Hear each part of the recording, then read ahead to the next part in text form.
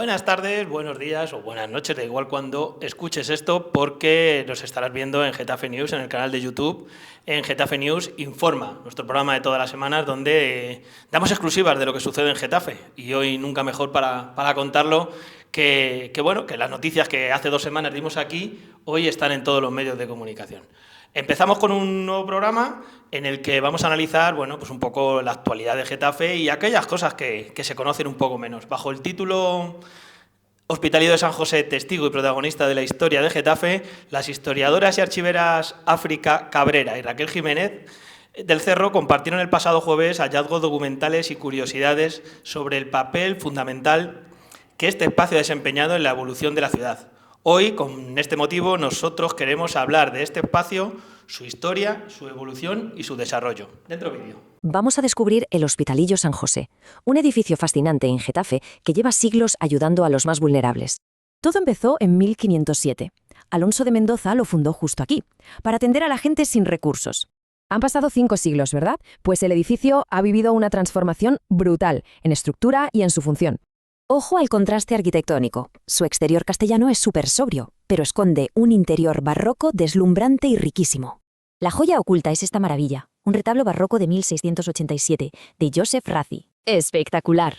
Pero bueno, más allá del arte, lo increíble es cómo este antiguo hospital se adaptó al presente. Hoy es puro motor de apoyo. Tienen comedor social, banco de alimentos, ayudas de farmacia y material ortopédico. En total, la Fundación maneja 5 líneas de acción social, todo para apoyar a quienes más lo necesitan. Así que toca pensar, ¿qué otro edificio mantiene intacta su misión solidaria 5 siglos después? Es historia viva. Pues esto es historia viva de nuestra ciudad, el Hospitalillo de San José, y yo creo que la mejor persona para hablar hoy de este tema es nuestro compañero, nuestro tertuliano, Jesús Prieto. Jesús, buenas tardes. Buenas tardes. Cuando llegaste a la alcaldía en el 79, ¿en qué estado se encontraba el Hospitalillo de San José?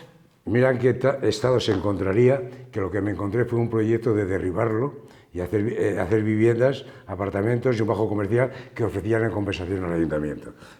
Estaba en un estado de ruina. La primera decisión que tomé como alcalde fue buscar a un experto en edificios históricos. Fue José María Pérez Peridis el que elegí y ratificó el ayuntamiento, y hizo un primer informe de urgencia donde decía que estaban las vigas podridas, los cimientos, el estado que había que actuar inmediatamente o aquello podía derrumbarse de pleno. Lo cual significa que no hubo mucha atención durante mucho tiempo al Hospitalillo, a pesar de la historia que la tiene, muy gloriosa y muy importante, la tiene. Pero si va en ese tema, y que decir, el Hospitalillo se salvó porque el Ayuntamiento de Getafe, hay que decirlo, los ayuntamientos democráticos salvaron 4 de los 5 monumentos más importantes que hay en Getafe. Y no lo hizo esa derecha que tan orgullosa está de Getafe, sino lo hicieron los ayuntamientos democráticos elegidos por los ciudadanos. Voy a ese tema porque luego quiero volver sobre otro particular, que es cómo se dirige el Hospitalillo de San José. Pero voy a lo que se hizo. El Ricardo La Vega lo rehabilitaron también los ayuntamientos democráticos. La fábrica de harinas, que también iba a la ruina y a construirse pisos, fui yo el que hice una operación de compra con los propietarios. Y algo muy singular, que probablemente hoy no se pudiese hacer. En otras salas, si yo firmaba el comprar a los propietarios la fábrica de harinas, estaban los trabajadores despedidos de la fábrica de harinas por el cierre empresarial, que no habían comprado la indemnización. Y en esa otra sala, ese dinero lo habíamos hecho ya, talones del ayuntamiento, y habíamos aprobado darlo, que los diesen, que nosotros pagábamos a los propietarios. Los propietarios cumplieron su palabra y en el mismo acto dieron a los trabajadores que habían cobrado la indemnización el dinero que pagamos al ayuntamiento. Esto es historia que no se cuenta muchas veces, se cuenta muy pocas veces. El otro tema es el Cerro de los Ángeles. El Cerro de los Ángeles, cuyo lo que es el monumento, lo que es todo el cerro, era propiedad de la Iglesia, estaba abandonado. Absolutamente, no se podía. Hicimos un acuerdo con el Arzobispado de Madrid, que presidía el cardenal Tarancón, que me mandó a negociar con Monseñor Estepa, y hay fotografías que lo atestiguan, y llegamos a un acuerdo que durante 30 años, los ciudadanos, el convenio no me dieron más que 30 años. El segundo lo firmó ya Soler, de renovación. y no es por nada, es mejor el que firmé yo que el que firmó Soler, el primero, los ciudadanos de Getafe pudiesen disfrutar del cerro, para lo cual hicimos caminos, hicimos zonas de picnic, de merendero, alguna zona deportiva, zonas deportivas. La iglesia, que es muy lista, también nos sacó que asfaltásemos la carretera hasta los monumentos y alguna cosa más. Lógicamente la iglesia también nos sacó algunos temas más. Pero, y iba a decir otra, pero es más conflictiva. La Madalena no intervinimos en obras. Sí en el archivo que se estaba robando, el archivo de la Madalena se estaba deteriorando y estropeando. Eso la archivera de Getafe, Isabel, lo puede contar más porque lo denunció ella, me lo contó. Yo hablé con el arzobispado, entonces no había obispado en Madrid, y hubo gente que intervino para poner un poco de cuidado, porque había también investigadores que se llevaban los documentos, había documentos que se estaban estropeando, había robo, estropicio y demás. O sea, que los estamentos democráticos, y en este caso además de izquierda, cuidamos el patrimonio de Getafe como no lo ha cuidado nadie y no lo habían cuidado anteriormente. Esa es la primera, digo porque nos pongamos en situación. La segunda es: ¿quién dirige el patronato? Que lo explicaron el otro día muy bien estas otras personas que hicieron una intervención muy buena y muy estudiada y muy trabajada. ¿Quién dirige hoy el patronato? Es un tema que son 9 ya o 7 los miembros del patronato. ¿Cómo se es miembro de ese patronato y quiénes los consejeros de ese patronato? Hay cosas ahí que creo que están un poco desfasadas o son un poco sospechosas. Primero, para nombrar un miembro nuevo del patronato tiene que ser por unanimidad. Eso es decir, es el que yo quiero. ¿Y quiénes son los que han estado hasta ahí? Las familias históricas, algunas familias históricas de Getafe de toda la vida, hay que decirlo.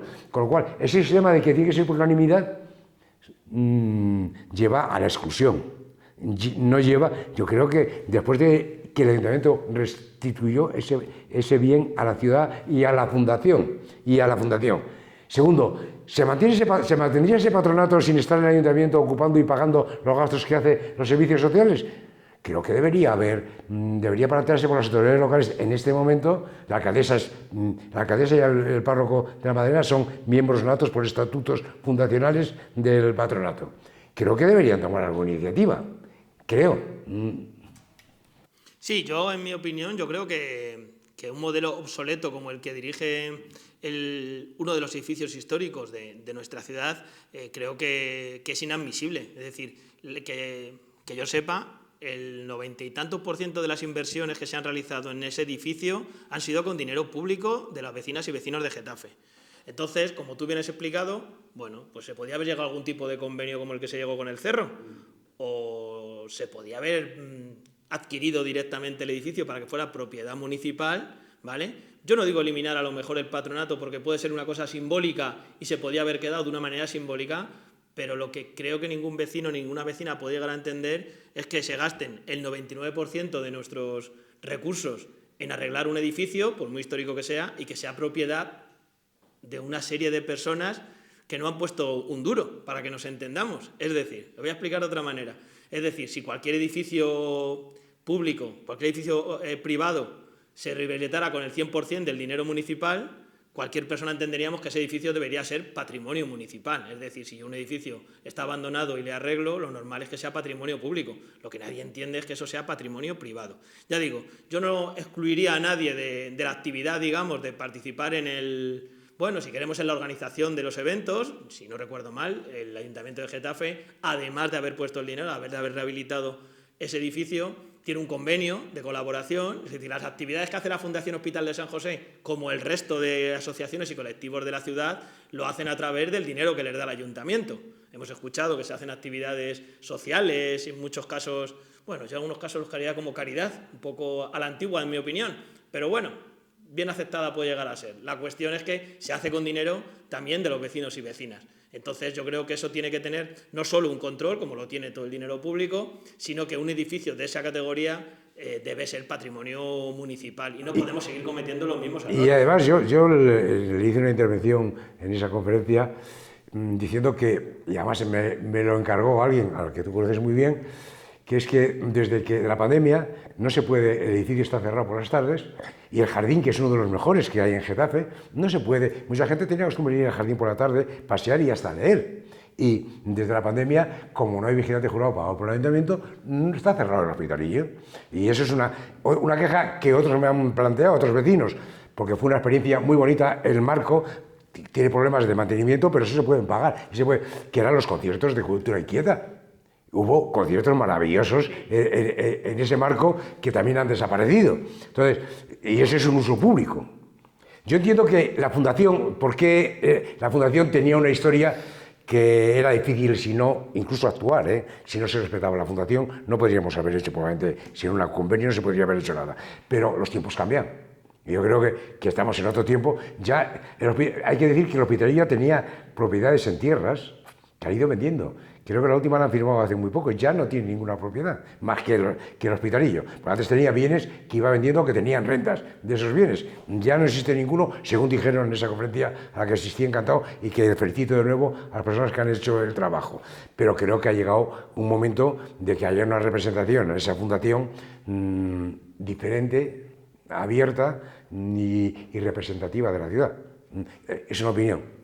Sí, yo además creo que está ahora mismo inmerso el edificio en ese famoso proyecto, que no sé si alguna vez veremos, de la Plaza Porticada, de la Plaza Mayor, y a mí me parece muy bien que se haya respetado, digamos, el edificio histórico y que no esté incluido dentro del proyecto, pero me parece que por mucho que la propiedad sea de esta fundación, existen mecanismos legales o de convenio para regularizar esa situación. No para que esté en un sistema, bueno, no sé, le hemos llamado obsoleto, arcaico, que le definamos con eso, no puede ser propiedad de una serie de familias porque venga heredado no sé de qué época. Yo añadiría una cosa más, porque además creo que está muy bien ese carácter que ha tenido histórico, porque como bien explicaba el vídeo, esto viene de hace 500 años, con lo cual, imaginaros, pero yo creo que, por ejemplo, es un edificio que, en mi opinión, esto es mi opinión, no reúne los requisitos para un espacio de servicios sociales.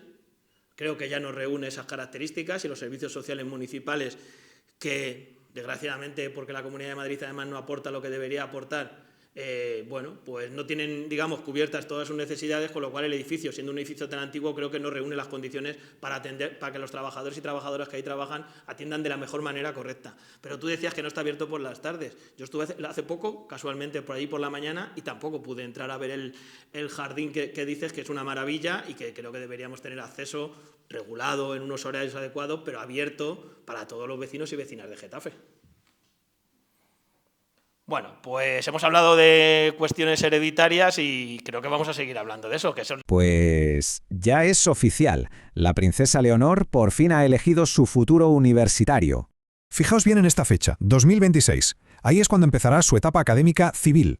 La carrera, Ciencias Políticas en la Carlos III. Una mezcla de Derecho, Economía y Relaciones Internacionales. Claro, esto pasa tras 3 años durísimos de instrucción militar. Menudo cambio al mundo civil. Curioso, ¿verdad? Sigue exactamente los pasos del rey Felipe VI, apostando a tope por la universidad pública. Ese lambel azul de su escudo simboliza exactamente eso, una preparación institucional súper rigurosa para reinar. Entonces, ¿cómo creéis que moldeará toda esta brutal formación dual el futuro de nuestra monarquía moderna? Bueno, Sandra, ¿qué supone esto para Getafe, en tu opinión? Hombre, yo creo que esto, tanto como para Getafe en general, como para la Universidad Carlos III en particular, es un espaldarazo muy importante, ¿no? Y es un motivo para que nos sentamos muy honrados de que, bueno, pues para la formación de la futura reina de España se haya elegido la Universidad Pública de la Carlos III, de que Getafe, que tanto trabajo nos costó conseguir. ¿Quién no le iba a decir, verdad, Jesús? Tú, cuando hiciste la andadura para transformar los cuarteles en universidad, que tú fuiste quien comenzó aquello y luego continuó Pedro Castro, bueno, pues quién nos iba a decir que la futura reina, lo primero, que Getafe iba a tener una universidad como la Carlos III, y lo segundo, que la futura reina de España iba a estudiar en ella. Yo creo que le va a venir muy bien el venir a un pueblo, a un sitio como Getafe, donde vivimos los trabajadores, Y bueno, espero que además de la Universidad Carlos III y todo lo que académicamente pueda aprender, tenga tiempo y oportunidad de poder disfrutar del pueblo, de nuestras costumbres y que la podamos ver el año que viene en las fiestas de Getafe, la procesión de la Virgen, por ejemplo. Bueno, yo creo lo mismo que es una discusión que hemos tenido muchas veces sobre qué le ha dado el Getafe Club de Fútbol a Getafe, después del dinero ingente que recibió el Club de Fútbol por parte del Ayuntamiento para mantener categoría, primero para mantener y luego para mantener categoría. Le dio un conocimiento a Getafe a nivel de toda España y a nivel incluso internacional. Fue una compensación a ese esfuerzo de las arcas públicas con el Getafe. Eso es verdad. Consiguió una proyección. Esto va a darle a Getafe una proyección y yo creo que las autoridades locales deberían estudiar cómo aprovechar esa proyección y qué proyección darle a esa presencia y aprovecharla de forma positiva desde el punto de vista cultural, desde el punto de vista empresarial, desde el punto de vista social. Creo que se pueden sacar ventajas si se estudian bien, se analizan bien y se usan bien los contactos. Creo que es una oportunidad. Como la tuvimos también con otros temas, esta es otra oportunidad. Y yo en la universidad tengo que recordar a Peces Barba, porque yo creo que el mentor, el que se empeñó y tuvo en la cabeza de esta universidad, que es hoy una universidad de élite, que es una universidad de élite con sus pros y sus contras, fue don Gregorio Peces Barba, al que quiero rendir un homenaje, ha tenido muchos, uno más, de palabra. Bueno, yo invito a las personas que nos estáis viendo ahora, que si queréis conocer más de la situación en la que está ahora la universidad en Getafe, su relación con la ciudad, os invito a escuchar la conversación que tuvimos no hace tanto tiempo con el profesor de la Universidad Carlos III, César Giner, que seguro que si la buscáis en nuestro canal podéis verla, que además fue una de las más vistas de los programas que hemos hecho, así que os invito a todos y todas a verlo para conocer un poco más esa relación entre la universidad y la ciudad. Vamos con otro de los temas que también que lleva siendo noticia varias semanas, lo hemos tocado brevemente y vamos a ver, bueno, hablando de estas cosas que nos gustan tanto a los que nos gusta la política, de qué vota la gente y cómo vota. Vamos a hablar de qué votan los inmigrantes en España. Bienvenidos a este resumen rápido de 90 segundos. Vamos a analizar ese vértigo demográfico sobre la inmigración en España. Se dice que regularizar inmigrantes crea nuevos votantes al instante. Pues bien, eso es un mito total. La pura realidad. Un inmigrante regularizado tiene que esperar hasta 10 años para poder votar. ¡10 años! De 9 millones de residentes nacidos fuera, los nacionalizados con derecho a voto son solo el 7%. Si miramos esos 2,5 millones de votantes, vemos que la inmensa mayoría proviene de hecho de Latinoamérica. Y curiosamente no votan todos en bloque. Sus tendencias políticas se dividen muchísimo entre izquierda y derecha. Por ejemplo, la izquierda atrae más al voto magrebí, mientras que los conservadores captan al electorado cubano y venezolano. Pero claro, esto choca con la ansiedad pública. Muchos creen que los extranjeros abusan del sistema, ignorando los datos. Entonces, ¿la política actual se basa realmente en hechos demográficos objetivos o nos dejamos llevar por puros miedos? Este es uno de los temas que políticamente más se han hablado en las últimas semanas. Lo hemos hablado aquí de los mitos y los bulos con el tema de la regularización, pero creo que es interesante y recalcarlo o seguir insistiendo en este tema porque la realidad difiere mucho de los bulos o de las cosas que se comentan por ahí.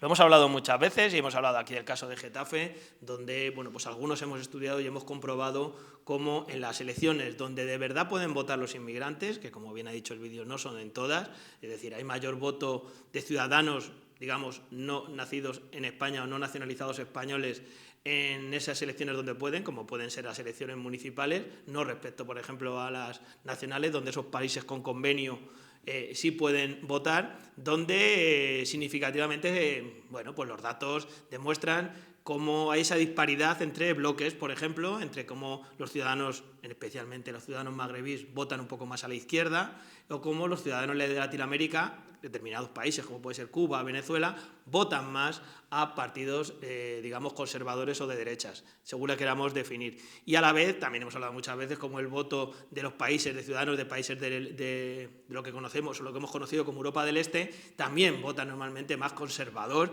y derecha.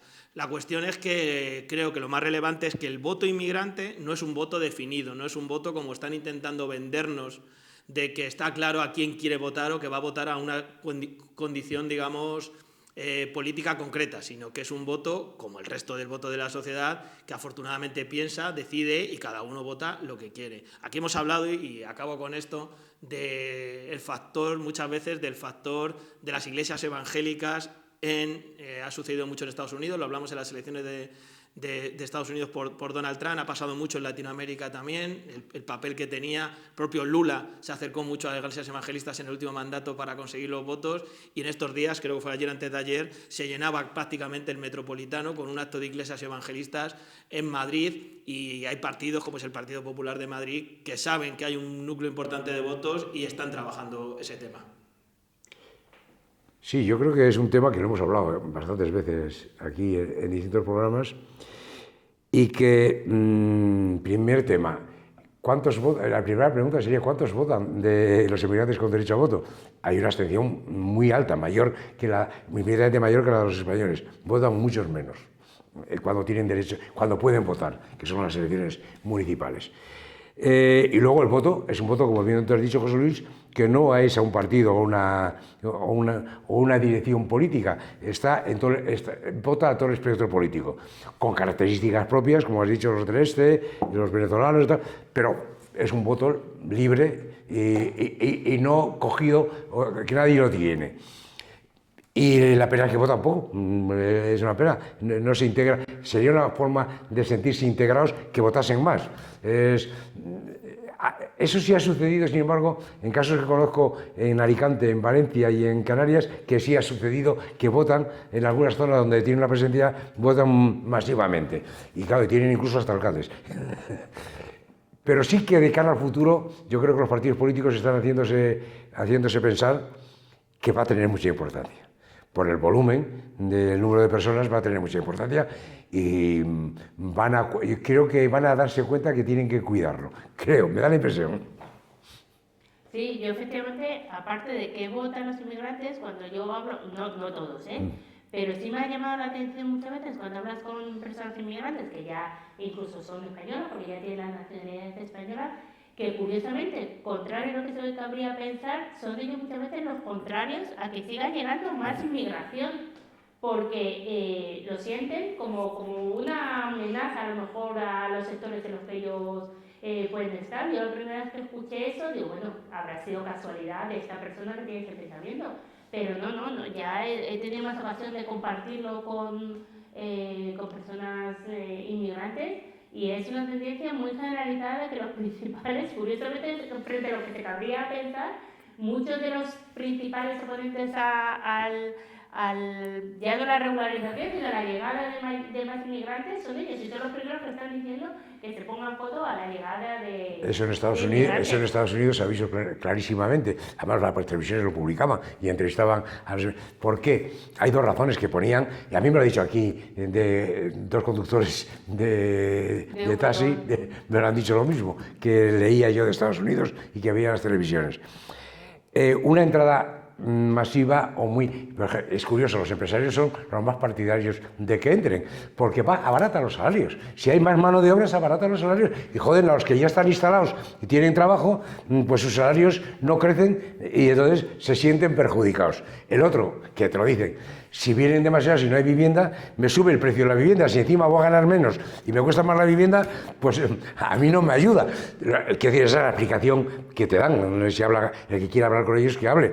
Es una razón lógica desde su punto de vista, desde el punto de vista de interés. Como país tenemos necesidad de más mano de obra, pero ellos sienten que a su estatus le afecta, es como competencia. Sí.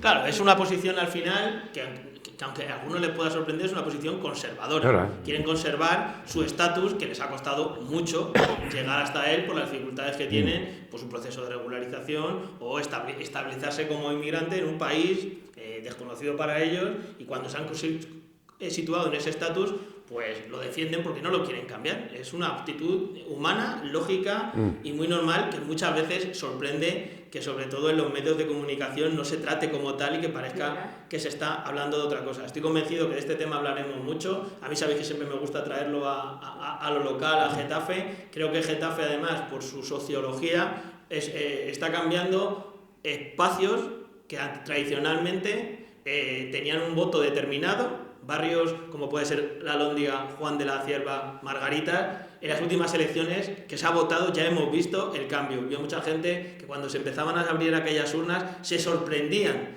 de ciertos votos en aquella zona, y creo que cada vez lo vamos a ver más, porque es la población que está reemplazando en esos espacios vitales a la población mayor, que por edad, desgraciadamente, van saliendo de esos espacios, y lo que están repoblando esa población es población inmigrante. Pero es una población que está votando de esa manera y está acabando con una homogeneización, si queremos llamarlo, del voto que tenían esas zonas, y eso va a ser fundamental en ciudades, por ejemplo, como Getafe, con casi 200.000 habitantes, y lo vamos a ver en las próximas elecciones municipales. Quien estaba abriendo las urnas se estaba sorprendiendo del resultado que se estaba teniendo, es que no habían hecho bien su trabajo previamente, porque si hubieran tenido controlado el trabajo de campo en los años anteriores, a lo mejor no se hubieran sorprendido tanto. Venga, pues para que no se sorprendan de la siguiente, vamos con otro tema que creemos que, bueno, pues también se está hablando mucho últimamente. ¿Quién no ha escuchado hablar de la inteligencia artificial últimamente con todos? Pero la mezcla de inteligencia artificial y la sanidad puede ser uno de los temas de los que más se va a hablar en los próximos meses. Bueno, empezamos este análisis. Aunque suene a pura ciencia ficción, la inteligencia artificial ya revoluciona nuestra sanidad diaria. A ver, parece una locura, pero dejar el papeleo a las máquinas es justo lo que humanizará a la medicina. Ojo al dato, 11 millones de citas perdidas en España en 2023, un colapso tremendo que pide algoritmos a gritos. Si repasamos el viaje del paciente, vemos 5 fases clave. Y ojo, porque aquí la IA ya hace magia. En la fase de citas, asistentes virtuales como Lola no dejan ni una llamada sin atender, derivan pacientes rapidísimo. Ya en consulta, la IA transcribe sola. Así, el médico olvida la pantalla y vuelve a mirarnos a los ojos. Pasando al diagnóstico, es alucinante. Los algoritmos ya superan al ojo humano detectando patrones clínicos que casi ni se ven. Para los tratamientos, muchísima tranquilidad. Cualquier IA exige un certificado europeo estricto. Se evalúan exactamente igual que un medicamento. Y en el seguimiento postquirúrgico, agentes virtuales llaman por teléfono, vigilan nuestra evolución y previenen cualquier riesgo al instante.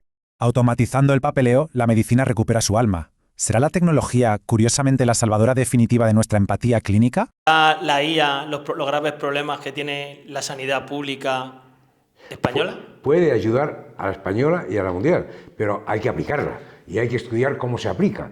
Y yo creo que ya vamos retrasados en este tema. Ahí quien está avanzando más deprisa que la sanidad pública, y no me parece bien, me parece fatal. Creo que la sanidad pública, además con los problemas que tenemos, es la que tiene que invertir seriamente en aplicar. Porque primero vamos a empezar cuáles son las fases. Hay una que yo voy a dejar aparte, que es la investigación, que con la inteligencia artificial, la investigación médico-científica está dando unos saltos espectaculares, que van a, quiero decir, ya se dice que el cáncer dentro de muy pocos años va a producirse, pero va a tener curación, no va a matar a nadie el cáncer, y otra serie de enfermedades, pero eso no es mi especialidad. Vamos a ir a lo que hoy tenemos. Lo primero son las cosas, la pedir cita. El pedir cita es increíble que no esté instalado ya la inteligencia artificial, la pedir cita, ¿verdad? Y esto también los ayuntamientos y algunas otras instituciones deberían dar pasos ya para que vivamos más cómodos los ciudadanos, los vecinos, se nos dé antes, no haya esta espera y esta angustia de cuándo me van a dar la cita. Y eso primero en los médicos, pero va para todos los servicios públicos, o sea, y para empresas también, que algunas empresas tienen también un servicio de cita absolutamente deleznable. Entonces, ese es un primer paso, que se da la cita. Eso va a agilizar. Primero es el número de citas que se pierden, que no está coordinado. Pero segundo, la organización de las citas. Esa es la segunda. La tercera, cuando ya pasa la cita, la inteligencia artificial al médico ya analiza tu expediente y le puede dar pautas. Incluso de cosas que no son necesarias, de pruebas que no son necesarias hacer, o otras que sí. Hay muchas pruebas absolutamente innecesarias que hoy nos mandan a hacer los médicos. Tercero, el análisis de las pruebas que manden a hacer. Ahí es espectacular, en donde están aplicando ya absolutamente. Pero luego hay una primera que ya, mediante nuestros teléfonos móviles, nos pueden hacer una fotografía de la cara y decirnos si tenemos, qué síntomas tenemos en un montón de enfermedades y cuál es nuestro estado de salud. Yo ya lo he hecho eso y me he quedado impresionado. Con mi teléfono móvil y una fotografía que lo único que ocurre es que tiene que tenerla 5 minutos fijamente la cara. Y luego eso va si hay un problema, te llaman. Y te llaman en 1 hora. Que eso se puede hacer, puede ser una agilidad, que las esperas estas que tanto hablamos pueden desaparecer de una forma muy importante. Puede haber mejor atención sanitaria, más personal incluso, porque puede tratar más, como dice, mirando a los ojos, que dice un articulista, los médicos volviendo a mirar a los ojos.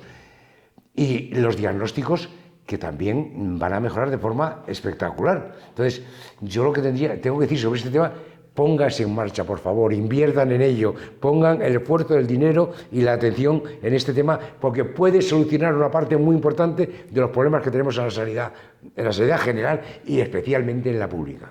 En esto, Sandra, siempre nos encontramos con la famosa brecha digital, por un lado, es decir, los pacientes mayores son personas mayores en muchos casos, habría que ver cómo se puede implementar, y luego está, digamos, esa parte de duda que siguen creando siempre las nuevas tecnologías del miedo al error, a quién se hace responsable de ciertos errores que pueda tener la inteligencia artificial. ¿A ti qué te parece?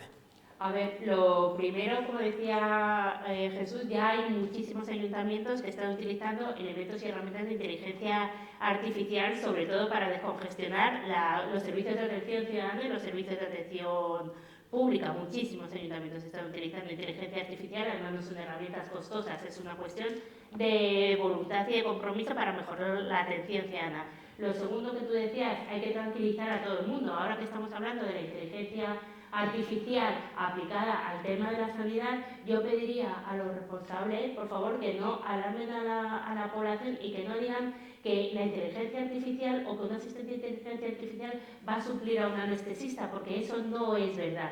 Ningún instrumento ni ninguna herramienta de inteligencia artificial aplicada a la sanidad va a sustituir jamás a ningún médico, porque la decisión final y la valoración final y el criterio final lo van a tener siempre los equipos médicos. Lo que la inteligencia artificial hace bien aplicada y bien utilizada, la adecuada y con los conocimientos adecuados, como decía Jesús, es mejorar el diagnóstico y la precisión del diagnóstico y la precocidad del diagnóstico. O sea, ahora mismo hay elementos que no se ven a simple vista con los sistemas que ahora mismo hay de radiología o de escáner o lo que sea, que significa que con la inteligencia artificial se ve mucho mejor y más rápido, lo que te permite llevar a cabo una asistencia mucho más precoz a la hora de atajar cualquier problema de salud grave.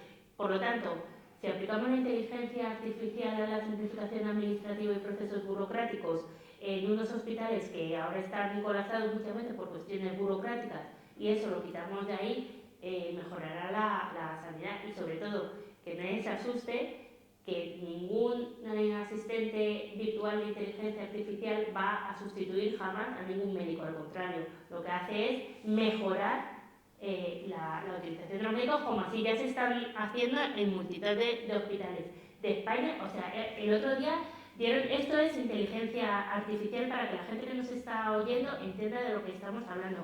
Había un niño que tenía un sarcoma en los huesos y con la medicina tradicional le hubieran tenido que amputar la pierna para que eso no fuera más.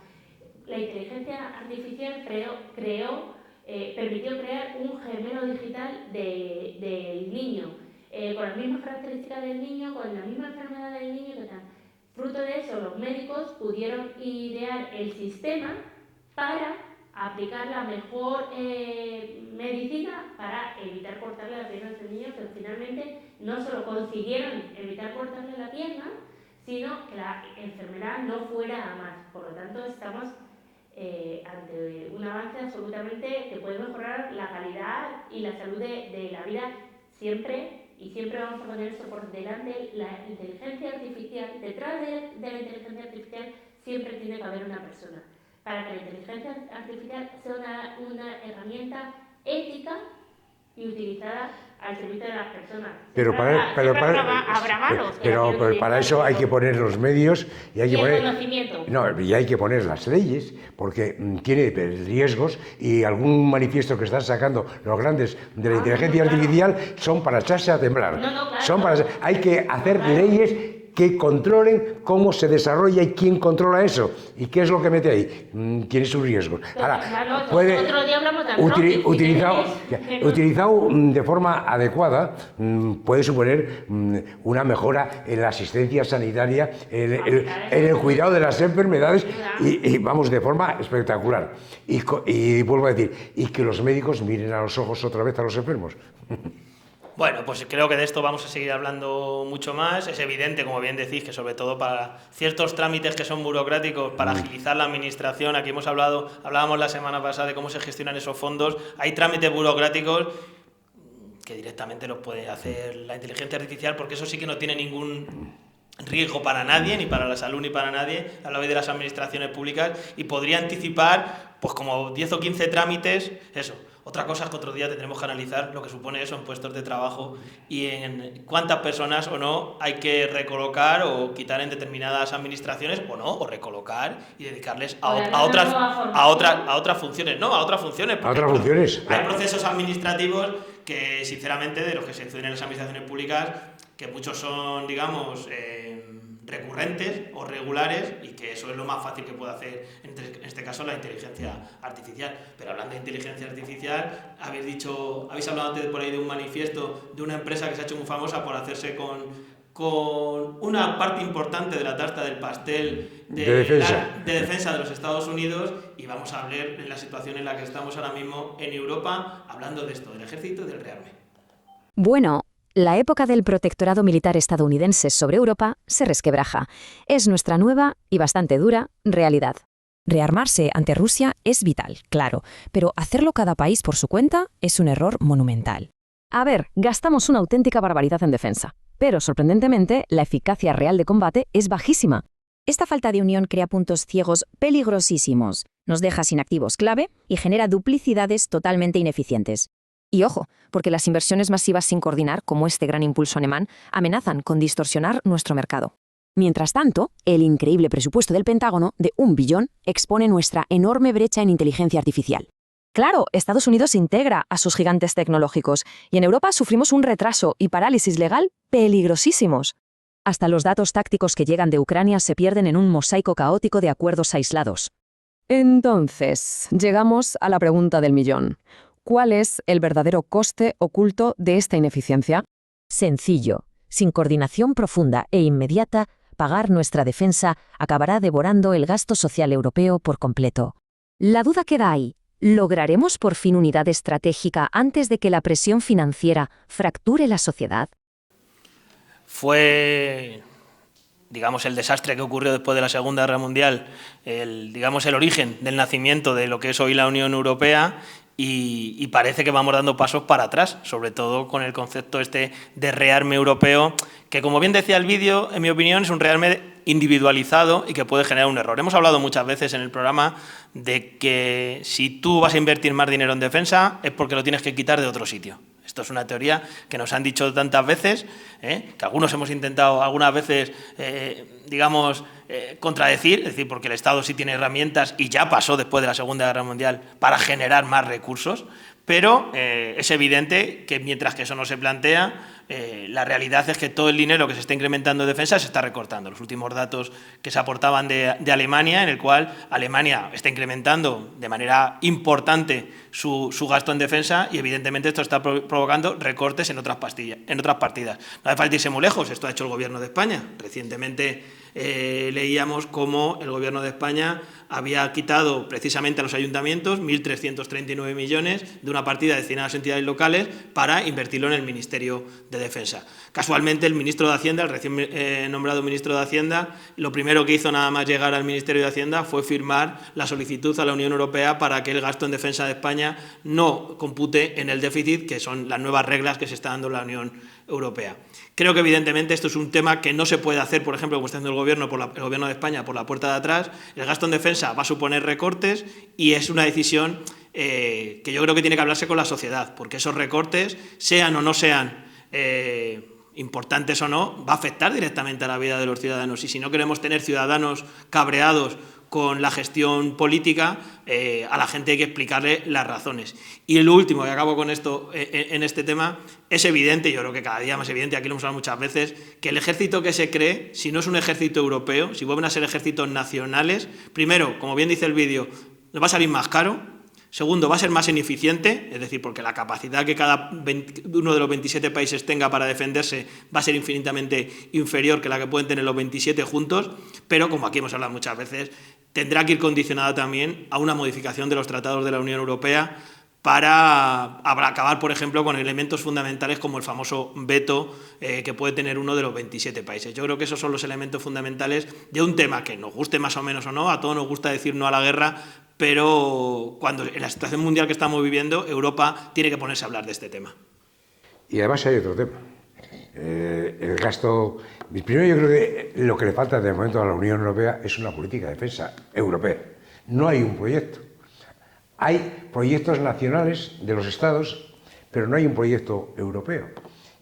Y como bien decía Borrell hace ya tiempo, dice, el problema es que si tenemos un ejército maravilloso en Europa, dice, pero para enseñar, no para pelear. Y gastamos más en defensa de lo que deberíamos gastar, ya sin contar lo que ahora pretende hacer. Pero coordinado eso, es suficiente el presupuesto de defensa coordinado. Las capacidades de cada país dentro de la Unión Europea. Coordinado, eso sería un ahorro espectacular. Pero es que eso es una oportunidad para otro tema, que de Estados Unidos, si no vamos a ser sus esclavos y depender de ellos, que es la información a través de los satélites, a través de la inteligencia artificial. Es que esto debería ser un avance para todo el tema de las empresas tecnológicas en Europa y las empresas de inteligencia artificial, que estamos muy atrás. Esta es la oportunidad que tiene que aprovecharse para que desarrollemos eso juntos. Y como dices tú, si hay que cambiar las estructuras de la Unión, se cambia, pero un país no puede parar a 28 países. Y no puede parar un proyecto interesante y sobre todo, y el dinero, porque si no es tirar el dinero. Es tirar el dinero. Y cuando se tira el dinero vienen los recortes sociales, lógicamente. Sí, yo creo que estoy de acuerdo contigo. Ya somos todas personas adultas, los ciudadanos sabemos en el momento histórico en el que nos encontramos, con el cambio geopolítico y geoestratégico que estamos viviendo, y se nos puede hablar como adultos para decir que la Unión Europea necesita reorganizarse a todos sus niveles, y eso conlleva modificaciones de los tratados y de los acuerdos. Y estoy completamente de acuerdo contigo, José Luis. O el ejército es europeo y es conjunto y es único, o de la otra manera va a ser imposible. No puedes tener 27 ejércitos para un enemigo común, no puede ser. Y yo, permíteme una cosa, he leído muchos artículos estos días sobre este tema, que hay algunos que recuerdan que si De Gaulle o Churchill viesen que este proyecto europeo de rearme lo encabeza Alemania de forma espectacular, saldrían de las tumbas gritando. Quiero decir, está muy bien que Alemania es el motor de Europa, pero dentro de la Unión Europea no puede ser el proyecto alemán. Y otra cosa, Juan, tú decías, Borrell, ¿desde cuándo lleva abogando por esto? Desde que le nombraron jefe de la diplomacia europea. Sí. Que habrán pasado desde entonces aquí, ¿qué? ¿5, 6, 7 años? Sí. ¿Y qué hemos avanzado? Algún paso, pero muy pequeñito. Muy pequeñito. Hay que decir, yo creo que si Alemania está encabezando ese rearme, si lo está haciendo también, o sea, eso que has dicho es evidente, ¿no? Lo de que mucha gente se levantaría, se removería en sus tumbas después de todo lo que hemos vivido en el siglo XX, pero hay que recordarles también otra vez que es responsabilidad eso, tanto del Reino Unido, como de Francia, como de Italia y como por supuesto de España. O sea, los países que están dentro de la Unión Europea son los que tienen que pedirle a Alemania o invitar a Alemania. Yo no creo que Alemania se niegue a que haya un ejército europeo. Otra cosa es que Alemania no quiera permitir ciertos vetos. Sabemos que Alemania, como tú bien has dicho, es el motor o la locomotora de Europa, pero lo que no quiere es seguir esperándose, estando en el centro del continente y debilitado, digamos, con las amenazas del presidente de Estados Unidos diciendo que les va a quitar no sé cuántos miles de soldados que estaban allí, que lo mismo les dan una alegría, ¿cierto? Eso, cuidado, también tiene el otro riesgo, que se está hablando mucho estos días. No sabemos quién va a ser el próximo canciller o canciller alemana. No. Y bueno, las encuestas dicen que la ultraderecha está ya en los primeros puestos de esas posibles Lo elecciones. único que hay que decirlo sí que está la primera, pero hay que analizarlo bien. Hoy no tiene aliados para gobernar. Está en un veintitantos, pero no tiene el número de diputados necesarios. Todavía lo hemos visto no solamente en Alemania, en más países donde la autoderecha, Francia ni te cuento. Claro, pero en Francia... Pero un día puede cambiar, un día puede cambiar. Estamos siempre al límite, esperando que los ciudadanos... De verdad, es que no tenéis esa sensación como de angustia, como de, ay, a ver qué pasa en Bulgaria, ay, a ver qué pasa en Hungría, ay, a ver qué pasa en... Uy, menos mal, parece que no, parece...